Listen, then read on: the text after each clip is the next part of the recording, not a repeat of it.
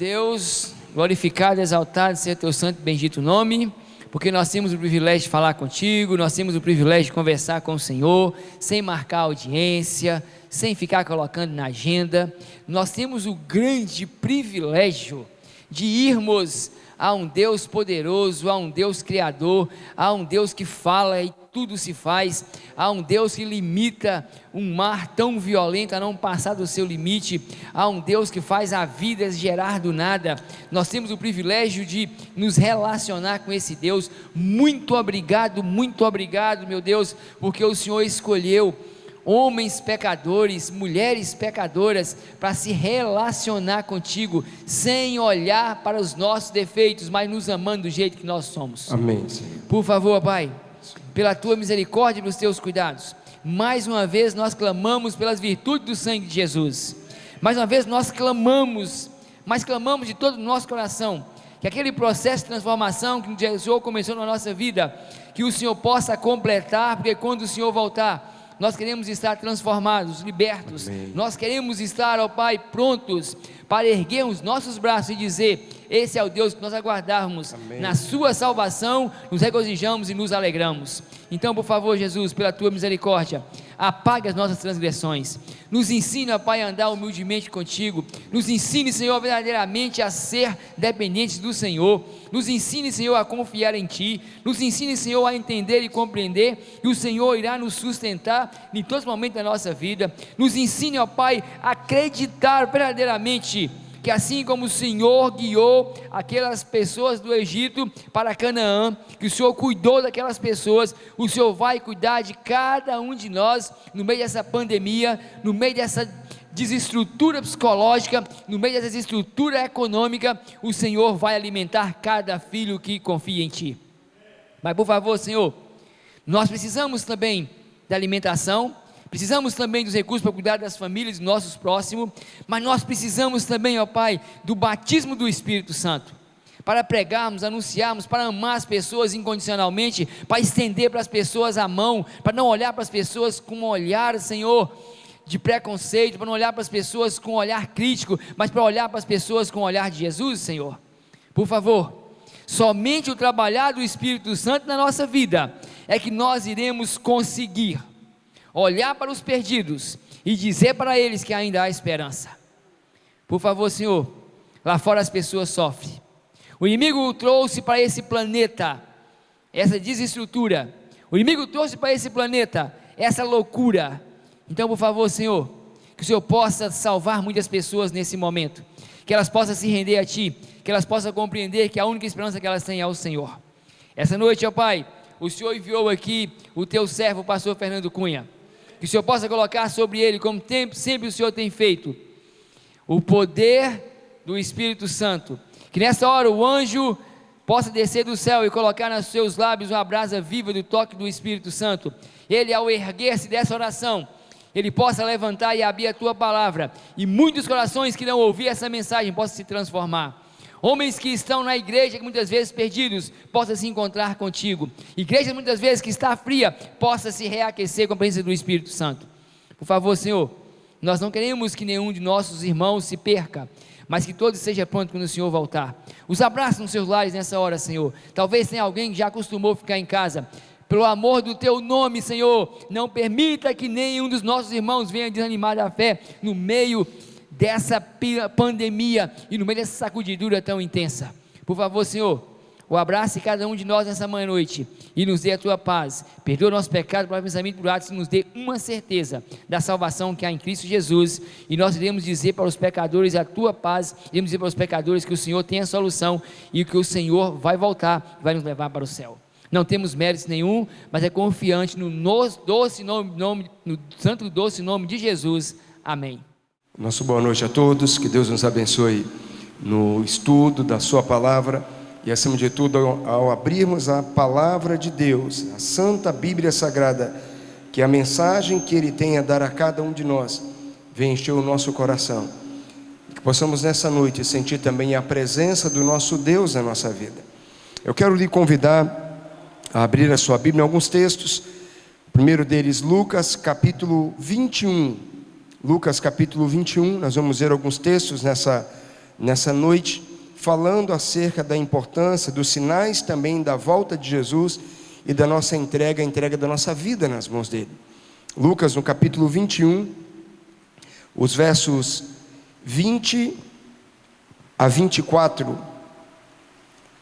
Lucas 21, os versos 20 a 24 dizem assim: quando, porém, virdes Jerusalém sitiada de exércitos, sabei que está próxima a sua devastação. Verso 21. Então os que estiverem na Judeia fujam para os montes, e os que se encontrarem dentro da cidade retirem-se dela, e os que estiverem nos campos não entrem nela, porque estes dias são dias de vingança, para se cumprir tudo o que está escrito pela palavra do Senhor. Ai das que estiverem grávidas e das que amamentarem naqueles dias, porque haverá grande aflição na terra contra o povo, cairão ao fio da espada e serão levados cativos para todas as nações, e até que os tempos dos gentios se completem, e Jerusalém será sitiada e pisada ali por eles. Do alto da montanha das oliveiras, ou do monte ali das oliveiras, Jesus, ele olhava para a cidade, olhava para Jerusalém, e ele, ao olhar ali para aquela cidade, era tempo da Páscoa, onde todos os judeus vinham até Jerusalém para comemorar ali, iam até a cidade santa, para comemorar, para participar das festividades, para rever parentes, e acima de tudo também para receber a bênção de Deus. E Jesus então ele olha para aquele lugar, observa ali centenas de tendas erguidas nas colinas e campos, observa o palácio majestoso ali e os maciços baluartes da capital de Israel, que refletiam o sol de um lindo e calmo dia que chegava ao seu fim. Jesus começa a observar toda aquela situação. A brancura de neve das paredes do templo trazia uma paz para todos que a contemplavam, todos que estavam ali se sentiam em paz. As paredes também refletiam os raios do sol nos portais ali de ouro daquele local, refletia também na torre, ali no pináculo. Cristo, porém, ao aproximar-se da cidade santa, ele para por um instante, observa a cidade, e ele agora então começa a chorar.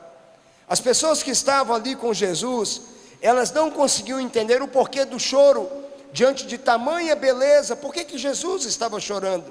O que estava acontecendo ali? Alguns talvez pensavam que as lágrimas de Cristo seria por causa do sofrimento, da rejeição, ou de algumas coisas que estavam acontecendo ali com ele. Mas as suas lágrimas, queridos, não era ali por si mesmo, nem por sofrimento vindouro. Jesus, ele chorava pelas milhares de pessoas que perderiam as suas vidas. Alguns deles, os mesmos que ainda alguns instantes haveriam de abençoá-los. Jerusalém, ela ficou ali honrada por Deus, por muito tempo ela foi honrada ali por Deus, e diante de toda a terra havia sido colocado como uma cidade principal. Todas as pessoas falavam de Jerusalém, os reis gostavam de ir a Jerusalém, as pessoas achavam bonito ali a cidade. Durante séculos, queridos, profetas pregaram insistentemente mensagens ali de advertência, tentando levar o povo ao arrependimento. Jesus, ele chorava, queridos, ao ver o futuro, ao ver as situações ali, ao perceber que no futuro os muros da cidade estariam rodeadas de hostes estrangeiras e o exército inimigo disposto à guerra. Jesus chorava ao ver no futuro as vozes de mães clamando por misericórdia e vendo os seus filhos também brandando ali, pedindo pão. Diante de todo esse cenário, Cristo lança a advertência, a palavra ali que adverte, a ordem contraditória, e ele dá também uma senha. E a senha que Cristo dá é a seguinte: quando virdes o sinal, fujam da cidade.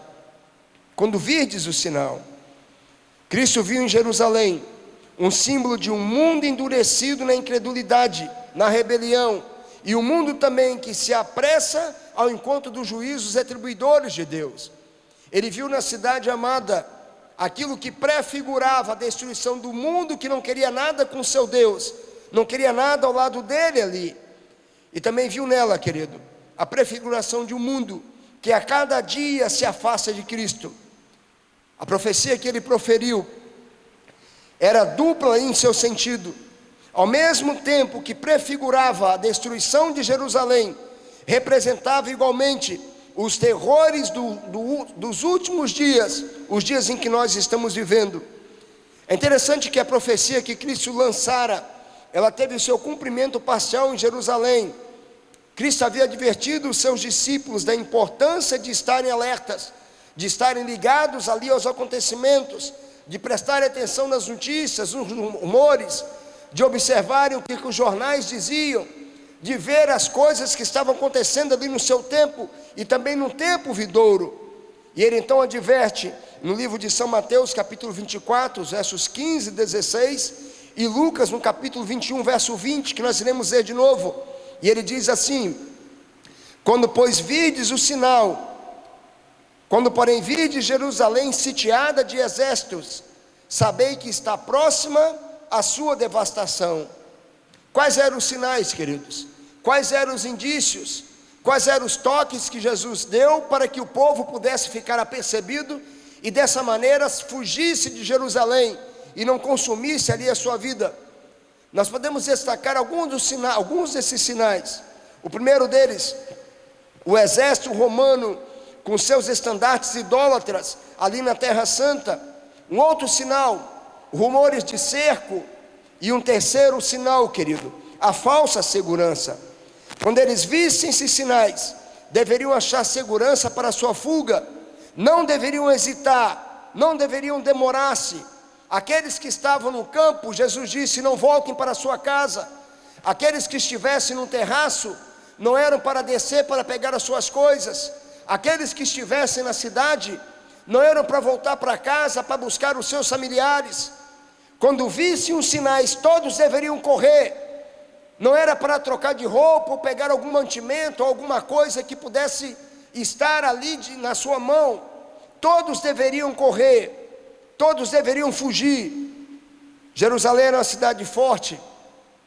Herodes, ele não apenas havia acrescentado grande beleza à sua cidade, através da elevação ali de suas torres, das muralhas e da fortaleza, que aliados à sua posição geográfica, tornara praticamente inexpugnável a entrada naquela cidade. Qualquer pessoa que naquela época pregasse que Jerusalém seria destruída, seria tido como louco. Qualquer indivíduo que falasse que Jerusalém seria invadida, poderia ser preso, porque seria tido como doido.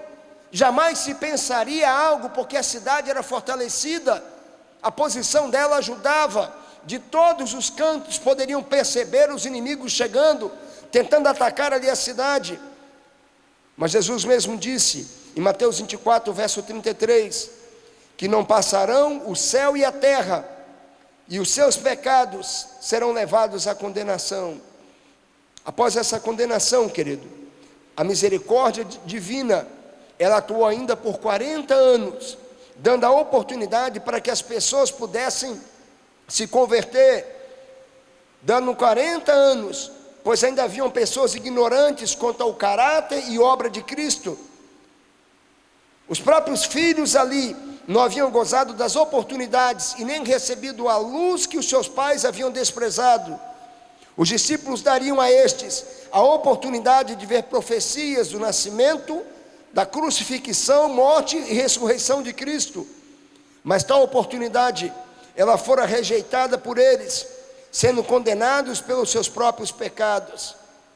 Em seu trato e ódio para com os discípulos de Jesus, rejeitaram o último oferecimento de sua graça, e eles acabaram se afastando mais e mais de Deus, sendo deixados ali à sua própria sorte. Deus retirou a sua proteção da cidade, e o poder também que impedia a ação de Satanás. Satanás então, querido, passou a ter domínio da nação, e as mais altas autoridades civis e religiosas estavam sob a influência do inimigo. Amigos e parentes se traíam, pais matavam os filhos e vice-versa. Tornaram-se tão satânicos ali na crueldade, que Ellen White diz que a tal ponto de mesmo aqueles que se encontravam no templo ajoelhados, adorando a Deus, eles eram assassinados ali diante do altar. Nesse cenário, as legiões romanas, elas cercam ali a cidade amada. E a legião romana, as legiões romanas, sob o comando do general Sestio, eles cercam a cidade e começam a impor ali o sítio para levar a cidade à derrota, para inspirar confiança no poder de Deus. Os príncipes de Jerusalém subornaram falsos profetas que apresentavam falsas profecias de que Deus haveria de livrar o povo outra vez. Alugaram falsos profetas para dizer que Deus estaria com o povo e que o livramento de Deus chegaria sem demora e que todo o exército inimigo seria derrotado. Deus enviou sinais e prodígios prenunciando o desastre e a condenação da cidade. À meia-noite, uma luz sobrenatural resplandeceu sobre o templo e sobre o altar ali em Jerusalém. A grande porta oriental, que de tão pesada era, dificilmente ela conseguia ser aberta por menos que 20 homens, agora se achava aberta, agora estava pronta para que as pessoas pudessem fugir. À meia-noite essa porta foi aberta, sem que nenhum agente visível pudesse ver quem abrira. Um profeta, queridos, que durante 7 dias subia e descia a cidade, as ruas da cidade de Jerusalém, com uma mensagem fúnebre, levando ali, cantando a mensagem fúnebre. Ele dizia: uma voz do Oriente, uma voz do Ocidente, uma voz dos 4 cantos, uma voz contra Jerusalém e contra o templo, uma voz contra os noivos e contra as noivas, e uma voz contra o povo. Durante 7 dias, ele ia de um canto ao outro da cidade, apresentando essa mensagem ao povo. Esse homem foi preso, esse profeta foi preso, açoitado, ele foi solto, depois preso novamente, açoitado, e nenhuma queixa saiu dos seus lábios.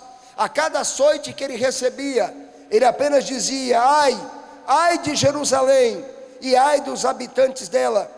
O seu clamor não cessou, queridos, enquanto não fosse morto ali no cerco perdido, morto pela população.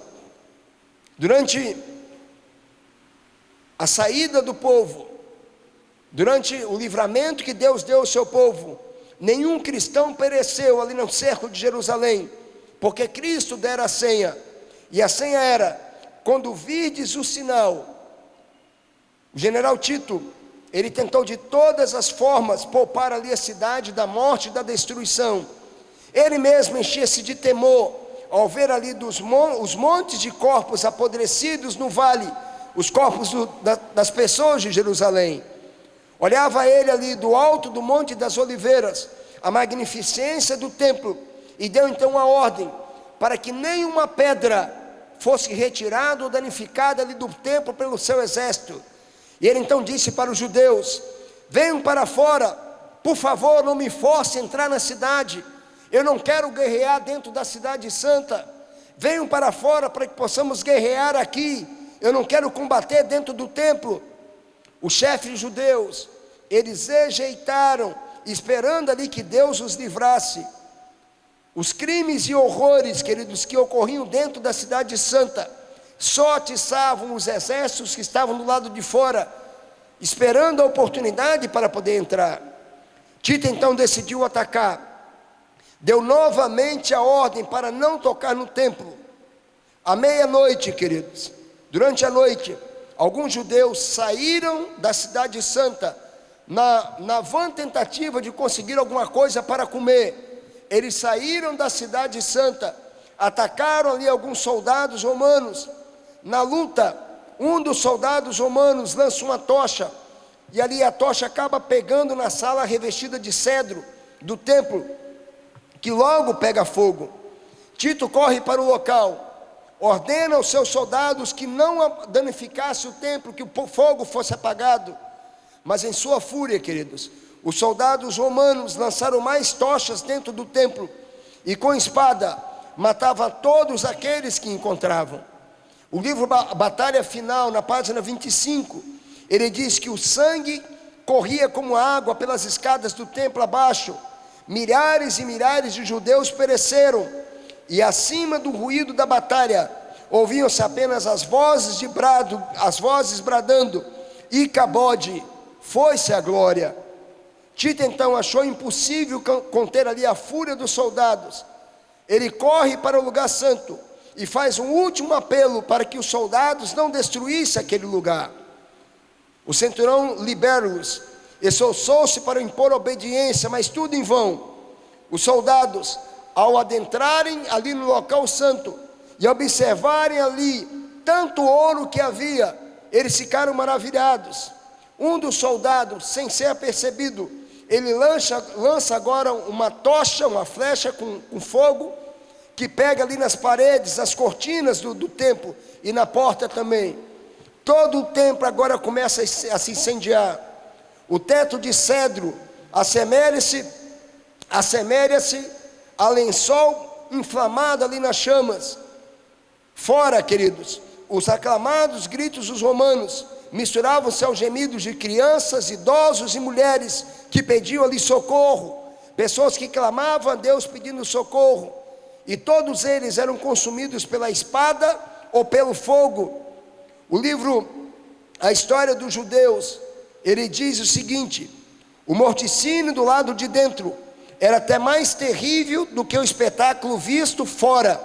Homens, mulheres, velhos e crianças, insurgentes e sacerdotes, os que combatiam e os que imploravam misericórdia, eram retalhados em indiscriminada carnificina. O número de mortos excedeu aos matadores.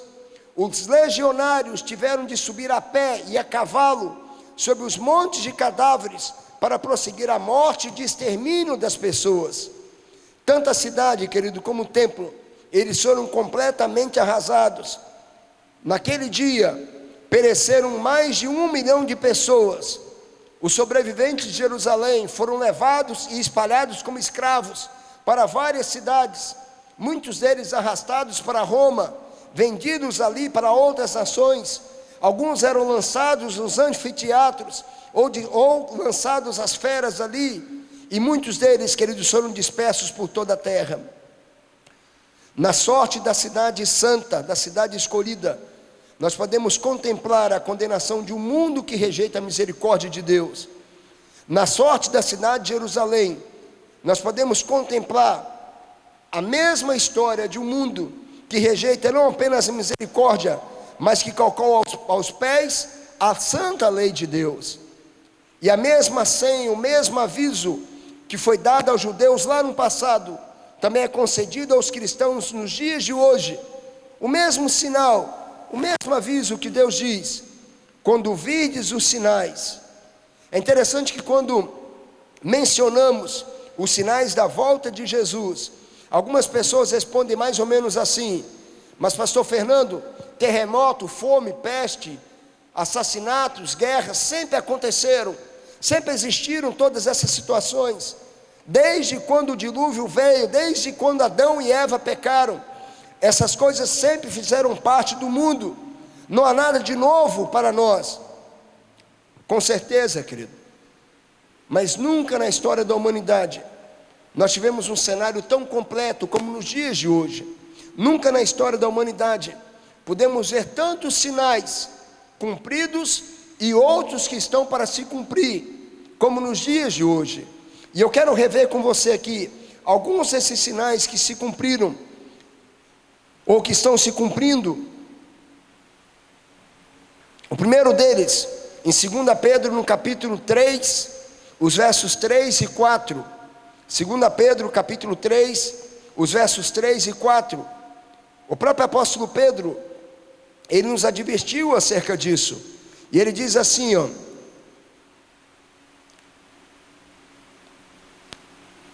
Segunda Pedro, no capítulo 3, os versos 3 e 4, ele diz assim: tendo em conta, antes de tudo, que nos últimos dias virão escarnecedores com seus escárnios, e andando segundo as próprias paixões, e dizendo: onde está a promessa de sua vinda? Porque desde que os pais dormiram, Todas essas coisas permanecem desde o princípio da criação. E o primeiro sinal, eu quero ver com você aqui, ou relembrar 10 sinais, 10 grandes sinais da volta de Jesus. O primeiro deles é o sinal dos escarnecedores. Pedro mesmo anunciou, queridos, que as condições prevalentes dos últimos dias seriam pessoas que escarneceriam do nome de Cristo, pessoas que iriam desdenhar da volta de Jesus, ou dos sinais que aconteceriam em relação à sua próxima vinda. E quantos não têm usado o nome de Cristo em brincadeiras, em filmes ou em outras situações, escarnecendo, desdenhando ali do seu nome, desdenhando de tudo aquilo que ele tem feito. O segundo sinal que eu quero ver com você, ou rever com você, está em São Mateus, no capítulo 24. Evangelho de São Mateus, no capítulo 24, é um sinal muito conhecido. São Mateus 24, os versos 6 e 7, e diz assim: e certamente ouvireis falar de guerras e rumores de guerra. Vede, não vos assusteis, porque é necessário assim acontecer, mas ainda não é o fim.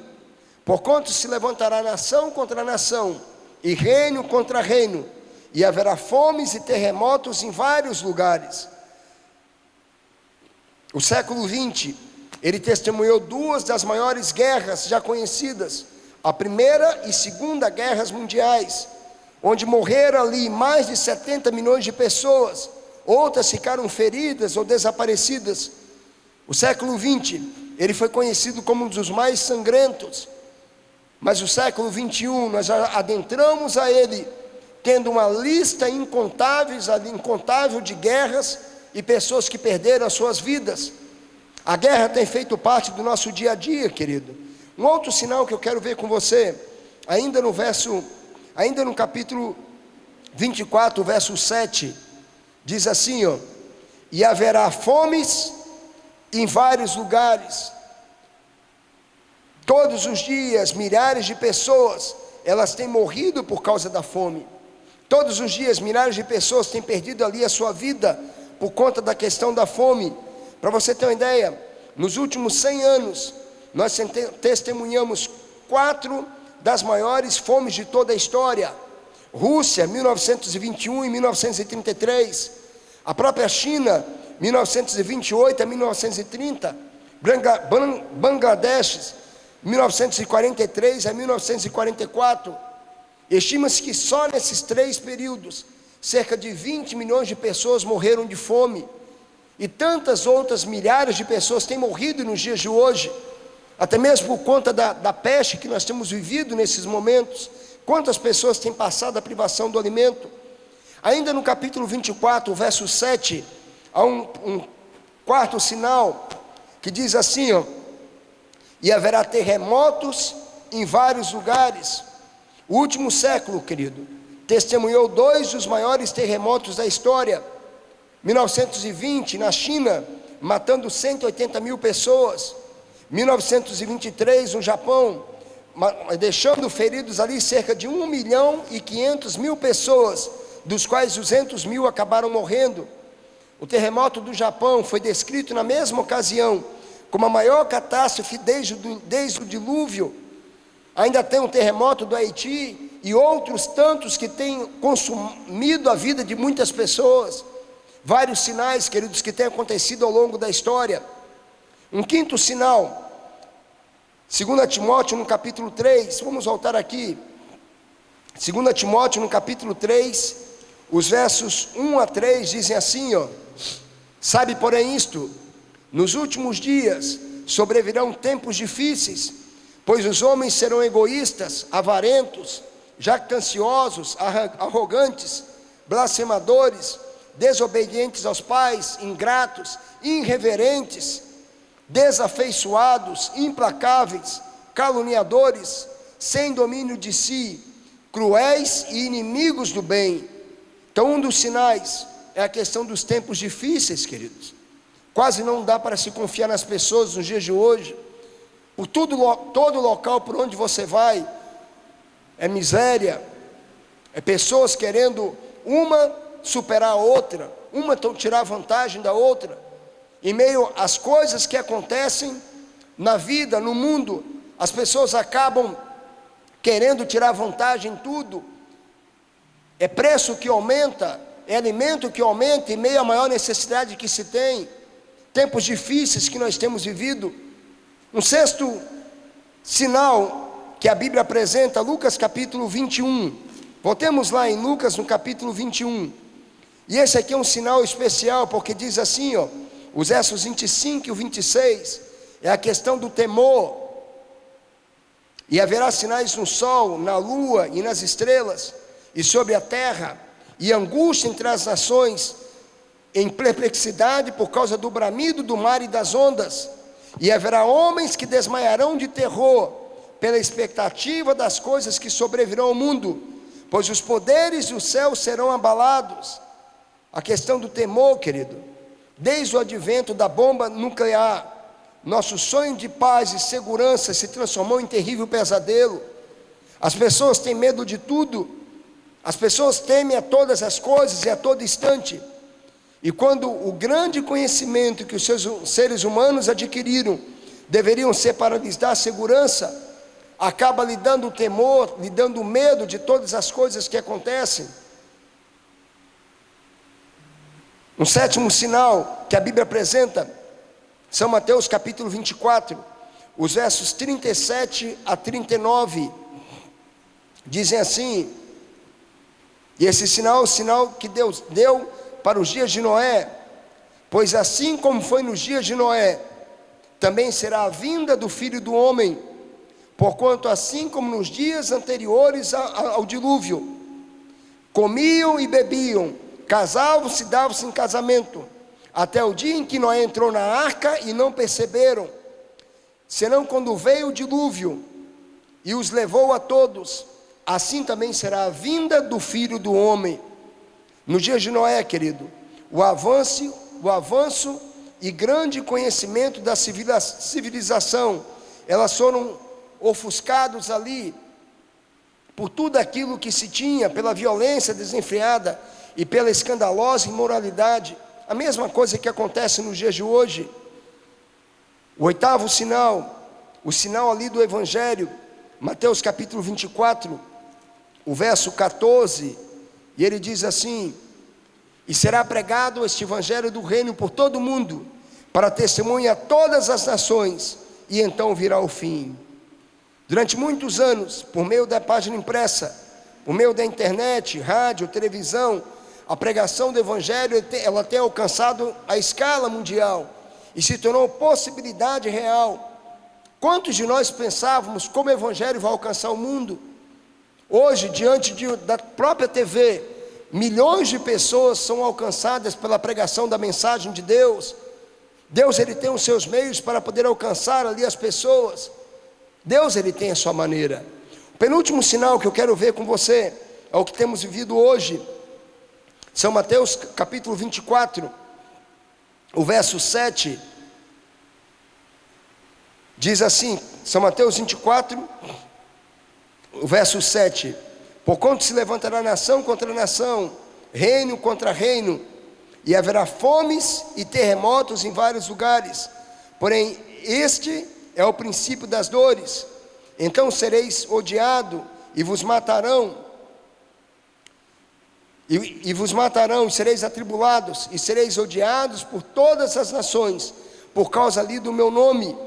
E nesse tempo muitos vão se escandalizar, e traição uns aos outros, levantarão muitos falsos profetas, e enganarão a muitos, e por se multiplicar a iniquidade, o amor de quase todos se esfriará.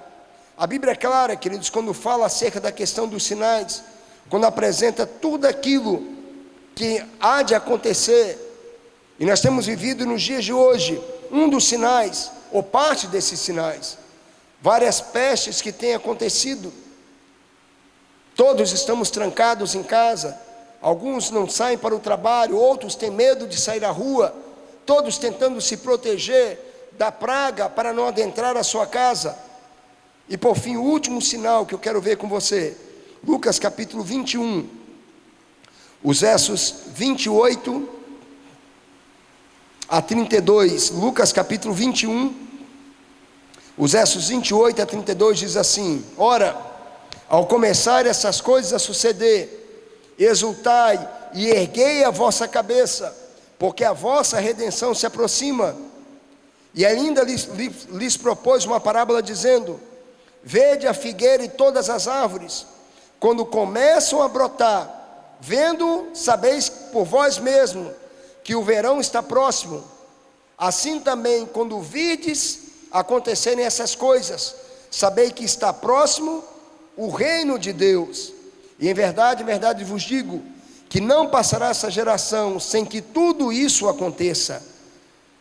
Quando confrontados, queridos, com a impressiva relação de sinais, algumas pessoas acabam argumentando: mas pastor, guerras, terremotos, pestilências, todas essas coisas sempre aconteceram, sempre tiveram, mas nunca da maneira como nos dias de hoje, querido. E quando nós observamos essas situações, e hoje também pela primeira vez, desde quando Jesus ascendeu aos céus, todos os principais sinais, todos eles, ou foram cumpridos, ou estão sincronizados, ou estão prestes ali a acontecer. Um ou mais desses sinais podem ter ocorrido nas gerações passadas, mas nunca todos eles ocorreram de maneira simultânea, como muitos têm ocorrido nos dias de hoje. Então, qual é o nosso papel como cristãos nos fins dos tempos? Como cristãos dos últimos dias, queridos, nós temos o privilégio de conhecer e ver alguns desses sinais que cumpriram ou que estão em cumprimento, sinais que muitos ali acabam conhecendo pela sua exatidão: perseguição papal, escurecimento do sol em 1780, a queda das estrelas em 13 de novembro de 1832, guerras e rumores de guerras, pestes, as doenças, fomes, manifestação da natureza na questão de terremotos e outras coisas mais, falsos profetas, a perda do valor humano, a perda da afeição humana, a degradação da imoralidade, tempos difíceis, todos esses sinais se cumprindo ou já se cumpriram. Enfim, vários acontecimentos que isolados eles não chamam a atenção, mas que alguns até têm como aceitáveis, mas quando você pega e coloca todos eles no conjunto, você observa que todos dizem que Jesus ele está voltando, e alguns até se acostumam com esses sinais: a frieza espiritual, a descaracterização do cristão, o mundo caminhando para a indiferença religiosa. Todos esses sinais foram descritos por Cristo como importantes para a igreja hoje, mas ainda não é a senha para a nossa fuga. Todos eles são importantes para vermos Jesus ali voltando, mas ainda não é a senha. E Jesus ele nunca nos pediu que crêssemos apenas em um sinal isolado, mas observar todos eles, pudéssemos perceber e preparar a nossa vida para encontrar-se com Cristo Jesus. Por isso Lucas capítulo 21, o verso 28 diz: ora, quando essas coisas começarem a acontecer, erguei as vossas cabeças, levantai ali, olhai para o alto, erguei a vossa cabeça, porque a vossa redenção está próxima. Cristo ele está voltando, querido. Cristo está voltando. Por isso ele diz: eis que estou à porta e bato. Se alguém ouvir esses sinais, se alguém atentar a ele, mas não apenas ouvir, se alguém abrir a porta, eu entrarei na sua casa, cearei com ele e ele comigo. Quando toda essa peste passar, quando todo esse isolamento que o Brasil e o mundo ele está participando, quando tudo isso passar, voltaremos à nossa vida normal. Todos voltaremos para a nossa realidade. Todos voltaremos ao nosso trabalho, à nossa vida. Todos voltaremos à nossa rotina. Mas a questão é, querido, não é o fato de voltarmos, mas como voltaremos. É o fato de como estaremos, que maneira vamos estar, mais fortalecidos com Cristo ou mais enfraquecidos com Ele? Mais fortalecidos porque não podemos ir à igreja e estamos ansiosos para voltarmos à igreja, ou mais enfraquecidos porque nos acostumamos a não irmos à igreja? Cristo está voltando, querido. Cristo está voltando. E a senha que Ele dá para cada um de nós é: quando virdes os sinais, erguei a vossa cabeça, porque Cristo Ele está voltando. Que Deus abençoe a sua vida. Que durante esse tempo de isolamento, que diante desse tempo de medo, de angústia que todo mundo está passando, e que por outro lado tem levado muitas pessoas a clamarem a um Deus que não conhecia, ou a um Deus que não tinha um relacionamento, que a sua casa esteja protegida, e que a sua família saia mais fortalecida na comunhão com Deus, que os seus filhos, queridos, saiam mais fortalecidos na comunhão com Ele, que você, como pastor do seu lar, como a pastora da sua casa, saia mais fortalecida com a experiência que está tendo a sós com Cristo, porque quando virdes os sinais, sabereis que está próximo a volta de Jesus.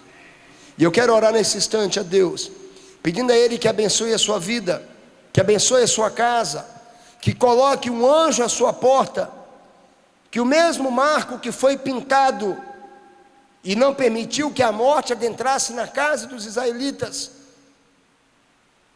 a mesma proteção também esteja na sua casa, lhe dando a certeza da presença do nosso Deus. E eu quero orar agora, grandioso Deus, colocamos, Senhor, a nossa vida nas suas mãos, pedimos, Deus, que abençoe ao teu filho, a tua filha, essa família que acompanha o culto pela internet, que tem tanta vontade de voltar a congregar na sua casa, na sua igreja, mas que impossibilitado pelo isolamento, não tem condição de estar na tua presença dentro da tua igreja. Por isso, Deus, visita essa pessoa, coloque a sua proteção na sua porta, para que essa praga, ela não adentre na sua casa, porque o salmista Davi, ele disse que praga alguma chegará à tua tenda, porque o Senhor está dentro da casa. Deus abençoe as famílias, para que saiam mais fortalecidas com a experiência que estão tendo contigo. Abençoe também, Senhor, a tua igreja, que tão logo seja possível, possamos ter o teu povo reunido mais uma vez aqui em Santa Fé, e em tantas outras igrejas por aí, clamando ao teu nome, cantando ao teu nome, regozijando, porque Deus livrou o teu povo. Dê, Senhor, para cada um de nós uma noite feliz na tua presença. Tudo isso pedimos no doce nome de Jesus, que é poderoso para nos livrar e nos salvar, e mesmo que venhamos a ficar doentes, Senhor, é poderoso para guardar a nossa vida para a eternidade. No nome dele pedimos, Pai. Amém, Senhor. Amém. Deus abençoe você, querido.